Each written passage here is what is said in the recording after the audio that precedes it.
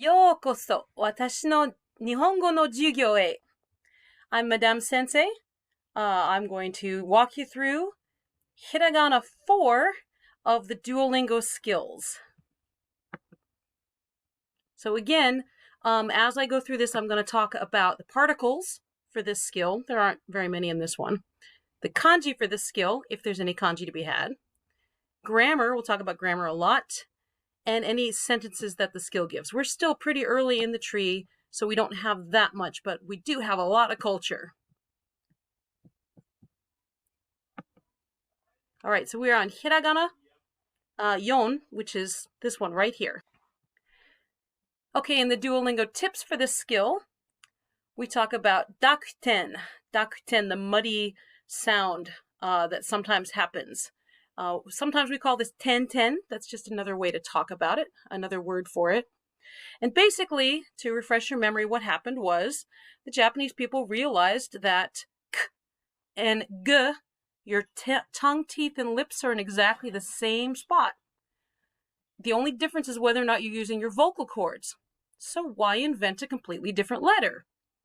S and z are exactly the same, except that you're using vocal cords. Why invent a new letter? T and d are the same. Why invent a totally new letter?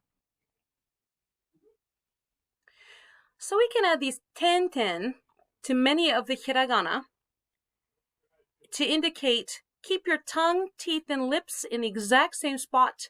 Use your vocal cords this time. There's a couple, like zoo. This used to be a D-Z-U sound, but that fell out, I don't know, maybe 150 years ago. So now it's just pronounced zoo. There's a couple like that. All right, and then the counterpart to ten, to dakuten, is the handakuten, also called maru. Maru means circle, right here. So it's just the same as if we say period or dot. The exact same difference in why you would use a different word, okay? Now you might say, wait, you told me that all I had to do was add vocal cords to get the ten. What the heck is this ha turning into pa? That's weird. Well, let me give you a little linguistic history lesson here. This is so cool. So you already know that ha, under certain circumstances, can be pronounced wa. Wa is the old-fashioned pronunciation. And we've kept it as the language evolved, and now whenever it's pronounced wa, it means whatever's right in front is the topic or the subject. Generally, we say topic, but since topic and subject are sometimes interchangeable, sometimes I'll say subject, but it's the topic marker, okay? So ha will turn into wa. You already know that. Now in English, I have an uncle whose name is William. But for reasons that escaped me up until I started learning other languages, William went by Bill. And you're like, how do you get from William to Bill? Where does that B come from? It's the same linguistic phenomenon here, okay? That's going to turn the ha into a ba if we add ten. And then it's not too hard for you to imagine that the b sound, b, take off your vocal cords, that's a p sound, okay? So link it that way in your head and you'll be able to remember them much better. All right, and then the last thing we're going to talk about is the little tsu. We can take tsu and shrinkify it, and what it means is hold the next consonant just an extra second, okay? So this is kite, this is kite. Two totally different words. Kite, kite. Moto, motto, moto, motto. Hold that T an extra second. Asari, asari, asari, asari. It just holds that consonant for just an extra second. Let's look at that a little bit more in depth because it's crucial. Gakki, gakki. This is a musical instrument. Gakki. Gakki is a spoiled brat. It's the one I like to go back to because I tell my students if you don't get it right, you're going to be a gakki instead of gakki. Here's another really great one. Matte Matte means wait.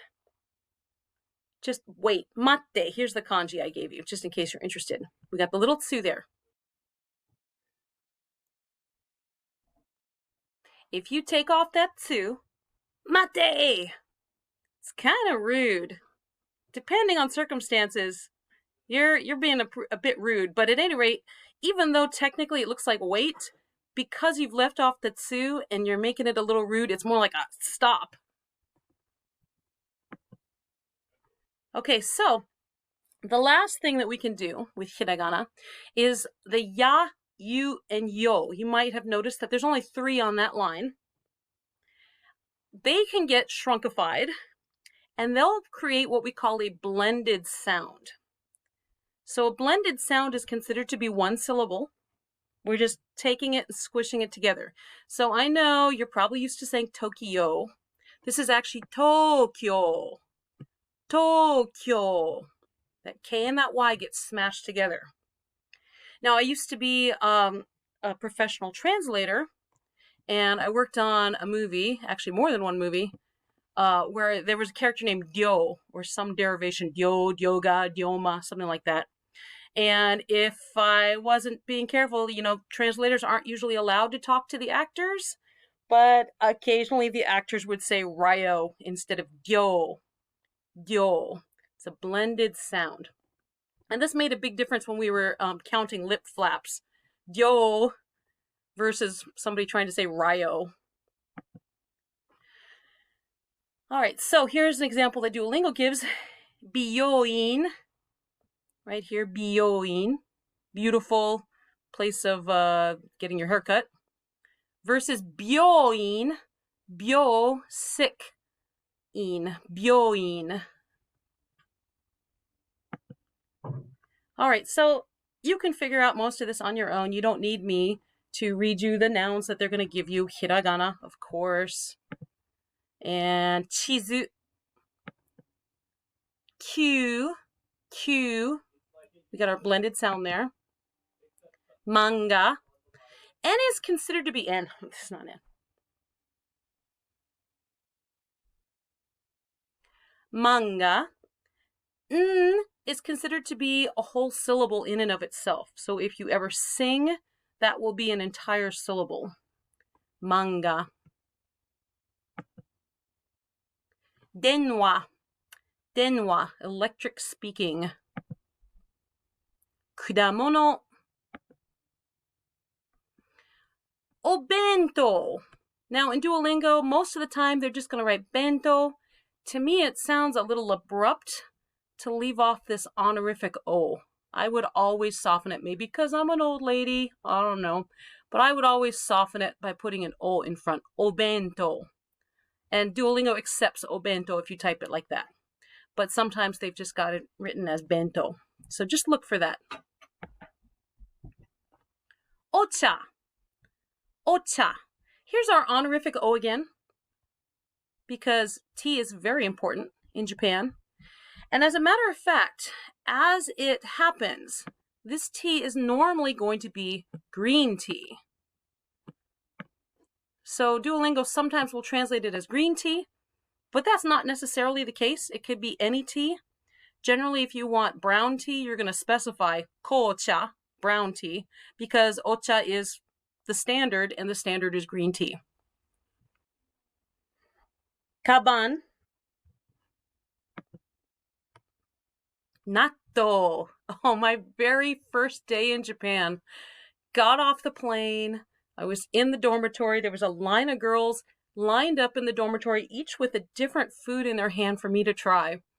And the very last girl in line had natto. And I thought, oh my God, it looks like something that comes out of your nose. No, it was delicious. It's really good. It's got that roasted flavor. It's like tofu, right? Kippu. Kippu. We got our little tsu here. Hold that p sound just a little extra second. Gakko. Again, we got our little tsu. Gakko. Tempura. Tempura. Now, a lot of people will hear an M sound here. And some if some types of romanization will romanize it with an M and some will romanize it with an N. What's going to happen here is your lips and your tongue are getting ready to make a P sound. They're getting ready to make that P right here. And so automatically, you'll start to tend towards more of an M sound than an N sound. Don't force it right now. You'll get there. But this is just, this is what happens after hundreds and hundreds and hundreds and hundreds of years of language. Just eventually things get more blended together. Empitsu. Same thing's going to happen here. Empitsu. It's almost an M. It's not quite. Almost. Kyo. Kyo. And I showed you this, I think, in the very first episode. This kanji right here, depending on the context, it could be konnichi. This day, konnichiwa. Speaking of this day, how are you doing? So if it's pronounced kyo, it means today. If it's pronounced konnichiwa, it means hello in the middle of the afternoon.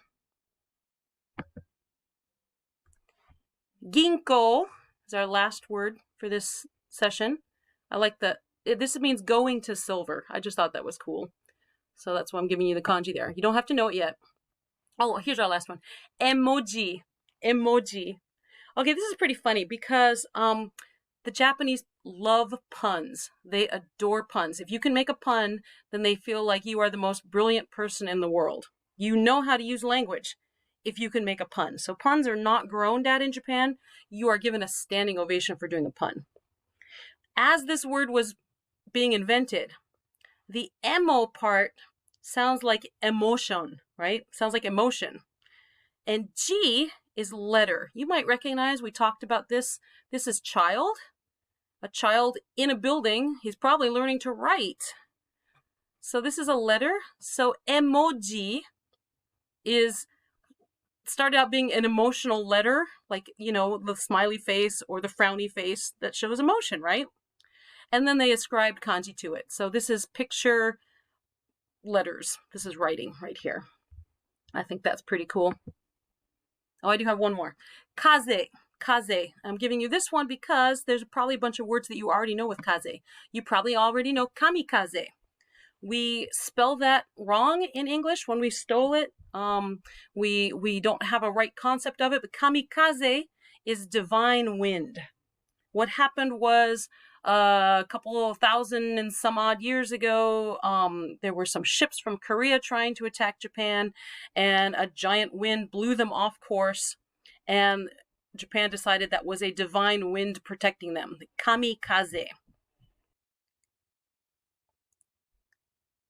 You might also know the movie Kaze no Tani no Nausicaa, Nausicaa of the Valley of the Wind. And then the other place you've seen this word, but not quite, is this word here, taifu. Taifu. Taifu. We stole that into English and added an N for reasons I don't know. We say typhoon. Okay, so that's the typhoon wind, taifu. All right, so now you know a bunch of nouns, and you also know a sentence structure. Watashi wa something ga hoshii desu. Speaking of myself, let's just plug one in. Inu ga hoshii desu. A dog is what I want. I want a dog. Watashi wa inu ga suki desu. Speaking of myself, a dog is what I like. I like dogs. Watashi wa neko ga suki desu. Watashi wa neko ga hoshii desu. Let's try putting on these other words, these new words we got today. Watashi wa manga ga hoshii desu. Watashi wa chizu ga hoshii desu. Watashi wa denwa ga hoshii desu. Just practice plugging these in, plugging these words. Some of them might not make too much sense. You might say, I like wind. That works fine. I want wind. Okay, imagine a scenario where you would want wind. It's a hot day, you're in the middle of the Sahara Desert. Just play around with it. That's the crucial thing. All right, I will see you in the next episode.